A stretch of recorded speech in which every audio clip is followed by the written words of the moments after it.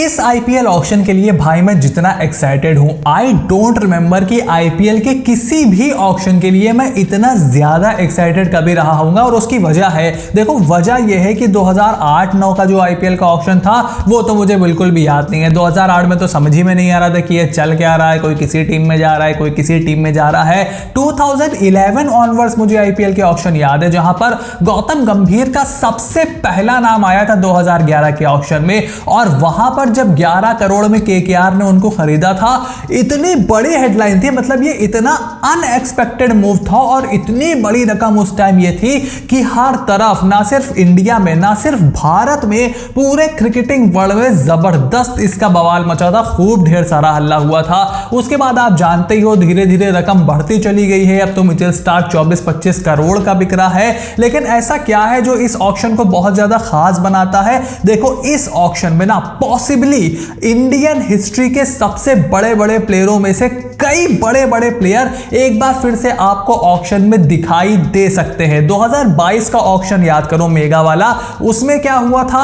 Hardik Pandya, KL Rahul, ये सब अपनी फ्रेंचाइजीज से अलग जरूर हुए थे, लेकिन ऑक्शन से पहले ही ये ट्रेड होकर के एलएसजी और जीटी, जो कि उस समय नए नए आए थे, उसमें चले गए थे। लेकिन इस बार भाई चीज बहुत ही जबरदस्त पलटी मारने वाली है। जहां कई टीमें कप्तानी की तलाश में हैं, वहीं काफी सारी टीमें अपने कप्तानों से पीछा छुड़ाने के बारे में भी सोच रही हैं। और इसी से रिलेटेड कई बड़ी अपडेट हमारे सामने निकल करके आई है। एंड एज यूजुअल फटाफट उसको आपके सामने हम लेकर के आ गए हैं। तो भाई देखो देर बिल्कुल मत करो, चैनल को सब्सक्राइब करो और नोटिफिकेशन की घंटी बजा करके रखो, ताकि आपको इस तरीके की अपडेट लगातार मिलती रहे। और देखो इस समय आईपीएल मेगा ऑक्शन 2025 के रिटेल प्लेयर्स की लिस्ट आने से पहले जो सबसे बड़ी अपडेट निकल करके आ रही है वो है लखनऊ सुपर जायंट्स के कैप्टन केएल राहुल और उनके ओनर संजीव गोयनका के बीच गोयनका साहब के कोलकाता ऑफिस में एक फॉर्मल मीटिंग हुई है, जहां पर केएल राहुल खुद कोलकाता गए हैं संजीव गोयनका से मिलने के लिए। और पूरे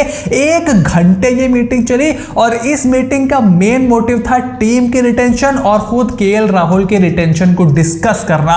अब देखो क्रिकबज़ ने इसको रिपोर्ट किया है कि इस मीटिंग में काफी लंबी बात हुई खुद एलएसजी के ओनर संजीव गोयनका साहब और केएल राहुल के बीच। और यहां पर क्रिकबज़ के मुताबिक लखनऊ सुपर जायंट्स रिटेन करने के बारे में सोच रही है केएल राहुल को। वहीं टाइम्स ऑफ इंडिया की रिपोर्ट के मुताबिक केएल राहुल को रिटेन करने के लिए उन्होंने अभी कोई वायदा नहीं दिया है और वो बहुत ज्यादा इंटरेस्टेड नहीं दिखाई दे रहे हैं, क्योंकि केएल राहुल की जो टी20 का बैटिंग फॉर्म है वो लगातार डिक्लाइन होता चला जा रहा है। सो दो कॉन्ट्रास्टिंग रिपोर्ट्स निकल करके आ रही हैं, दो अलग अलग बड़े बड़े प्लेटफॉर्म से निकल करके आ रही है। बट ये सारी बातें अभी कोई मैटर रखती नहीं है, क्योंकि देखो जब तक रूल्स निकल करके नहीं आएंगे ना मेगा ऑक्शन की, कोई भी टीम बहुत बड़े बड़े फैसले लेते हुए हमें दिखाई नहीं देगी। And last year Sunrisers Hyderabad के साथ मैच हारने के बाद जो लताड़े गए थे केएल राहुल मैदान पर, वो हम सबने देखा था। उसी के बाद से ये चर्चा शुरू हो गई थी कि संजीव गोयनका हो गए, एलएसजी हो गई, राहुल हो गई, इनके बीच सब कुछ ठीक नहीं है।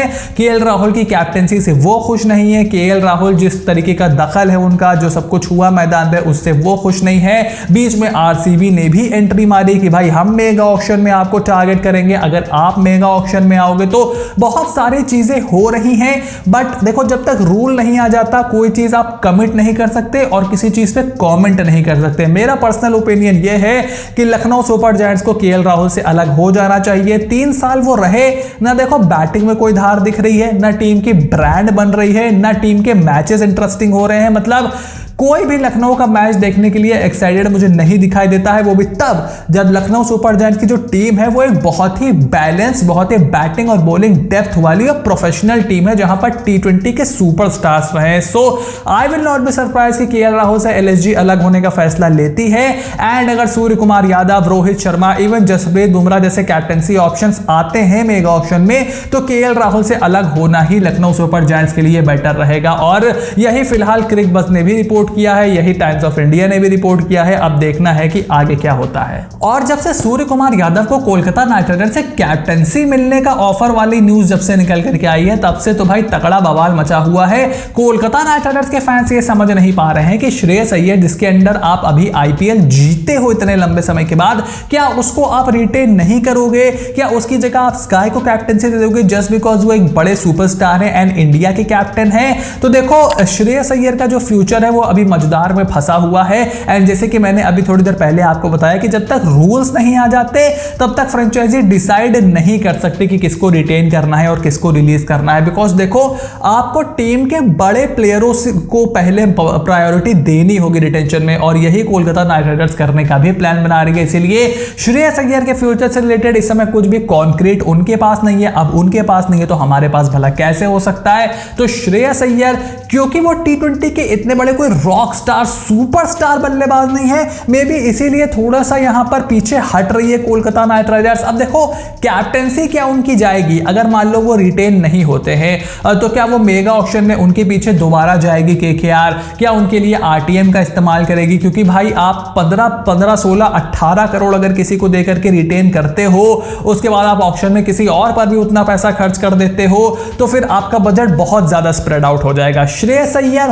माइट भी आपको सस्ता में मिल जाए, माइट भी। आई रियली डोंट नो कि ऑक्शन के डायनामिक्स किस तरीके से हो सकते हैं, ना हम जानते हैं, ना आप जानते हो, ना श्रेयस जानता है, ना KKR जानते हैं, ना बाकी की टीम जानते हैं। So it is really in the pocket of time right now. But Shreyas Iyer को रिलेटेड अगर आप उनको रिटेन नहीं करते हो, उससे पहले आप Harshit Rana, Rinku Singh, Andre, Sunil, Salt, even Varun Chakravarthy, ऐसे प्लेयरों को रिटेन करते हो, it kind of makes sense because this player are more dynamic T20 player, are more of a match winner in T20 format than Shreyas Iyer. तो आपको डिसाइड ये करना है कि आपको T20 का बेटर प्लेयर चाहिए या T20 का बेटर कैप्टन चाहिए, and that is the decision only Kolkata Knight Riders will have to make. But at this moment उससे रिलेटेड कोई भी कॉन्क्रीट इंफॉर्मेशन हमारे पास निकल करके नहीं आई है। और उसी की लिस्ट में, उसी कप्तानों की लिस्ट में रोहित शर्मा का नाम भी बहुत तेजी से चल रहा है, जिनका अब तो तकरीबन सभी ये मान रहे हैं कि मे भी मुंबई इंडियंस से खेलते हुए हमें वो ना दिखाई दे। हालांकि मैं इसके ऊपर अभी कोई पर्सनल कमेंट नहीं करने वाला हूं, बट पंजाब किंग्स से एसोसिएटेड संजय बांगर ने एक पॉडकास्ट में साफ कर दिया है कि अगर रोहित शर्मा ऑक्शन में आते हैं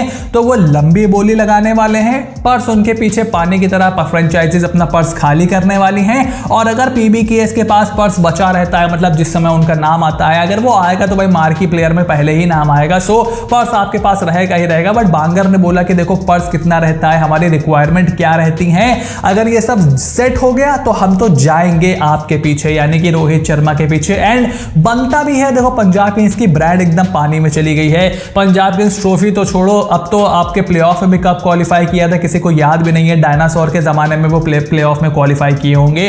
तो रोहित शर्मा के आने से ना सिर्फ ब्रांड वैल्यू उनकी ज्यादा बढ़ेगी, बल्कि उसके साथ साथ एक अच्छा कैप्टन भी मिलेगा, वर्ल्ड कप विनिंग कैप्टन भी मिलेगा। बट क्या रोहित शर्मा ऑक्शन में आएंगे और क्या MI से सीधे वो पंजाब में चले जाएंगे? मतलब कहां 5 बार IPL जीतने वाली MI, जिसको खुद उन्होंने चैंपियन बनाया है, और कहां पंजाब किंग्स, कहां IPL की सबसे बेहतरीन, सबसे डोमिनेंट और हाई ब्रांड वाली टीम, और फिर पंजाब किंग्स को तो आप बताने की जरूरत नहीं है। सो पंजाब किंग्स अगर रोहित शर्मा जाते हैं तो PBKS के लिए काफी अच्छा होगा, उनके फैंस के लिए काफी अच्छा होगा।